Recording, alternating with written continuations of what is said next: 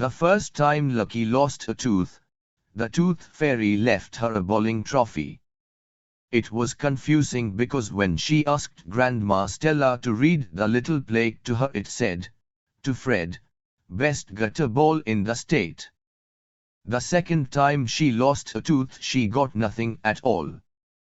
She thought maybe it was a one-shot deal and she was left with a mouthful of duds.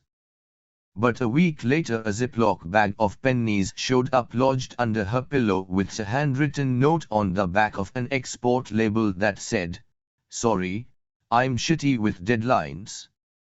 She assumed it was from the delinquent fairy and quickly sent her a thank you prayer, since she wasn't sure what the best way was to reach her.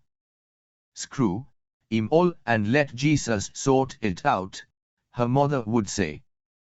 So she got in the habit of deferring all her important messages to heaven since Jesus was such a good organizer. Lucky's mother Ernia was a magician. She could make groceries appear overnight even though the stores were closed. She found ways to evade the landlady where others would be stuck handing over checks. She could make Lucky feel panic and relief in the same sentence.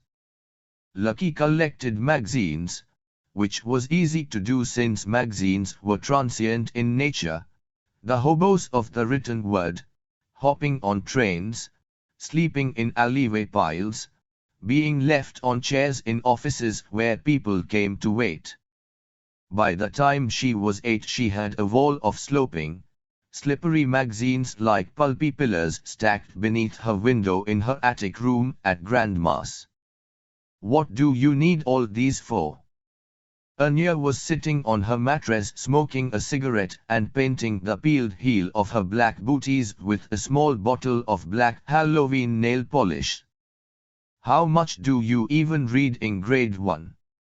Lucky was organizing the travel issues by continent. She coughed. "I'm in grade 3, Ernia. And you shouldn't smoke in here." She pointed to the circular window over her shoulder with a thumb. "It doesn't open." "Well, excuse me, Brainiac." Ernia ground out the cigarette in an empty plate on the nightstand, after taking one last hold that burned the paper down to the butt. Lucky felt the silence as reprimand and hurried to fill the space. "I like the pictures. And I collect the words." Her mother exhaled through her nostrils. She reminded Lucky of the dragons in Grandma Stella's stories. If a dragon wore purple eyeshadow and swore a lot. Collect words. Why don't you collect something normal, like dolls or some shit? Or cards? I used to have a collection of cards from casinos all over the Midwest.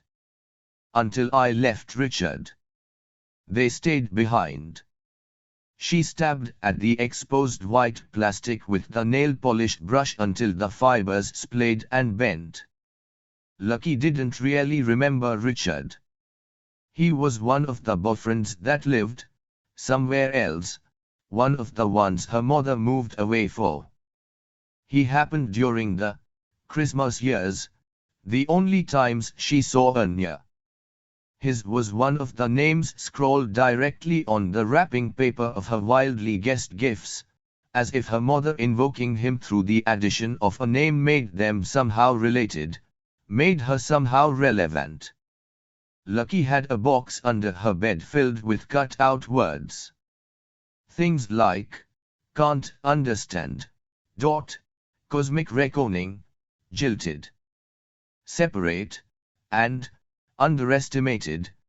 She also had words like, "Glamour by night," "Adventure," "Untold riches." And even, "Listen to your gut." This was cut from a health magazine article about IBS and originally read, "Listen to your guts," so Lucky had to be extra careful to extract the S. They were the words she held in her hands, let slip through her fingers in the hours without her mother, when Ernia was off chasing a job, or a gig, or a man, or outrunning a debt. She was a natural-born magician in life, and Lucky understood that magic takes time. Well, Ernia was shaking a cigarette from the pack, bouncing her thigh on the bed so that her wet boot dried quicker. "I'll be off, then." Lucky felt a pinch in her stomach and that familiar feeling of guilt. "It's okay, you can smoke in here if you want to." Ernia was already up and pulling on her denim jacket. She popped the unlit cigarette between her crimson lips and leaned over to place a heavy hand on her daughter's upturned face. "Nah, it's okay, kid. I gotta see a man about the horse." She turned to leave, pausing at the door. "Be good and listen to your crazy old grandma. Who knows how much longer the old coot will be around. See ya later, alligator." The girl listened to her mother's steps on the stairs, the crack of the exposed heel louder than the other. Then the front door shutting behind her. Lucky dug through the second pile from the left, the one that held all the old National Geographics. She found a promising issue on animals of the southern US, picked up her red-handled scissors and hunted for the words.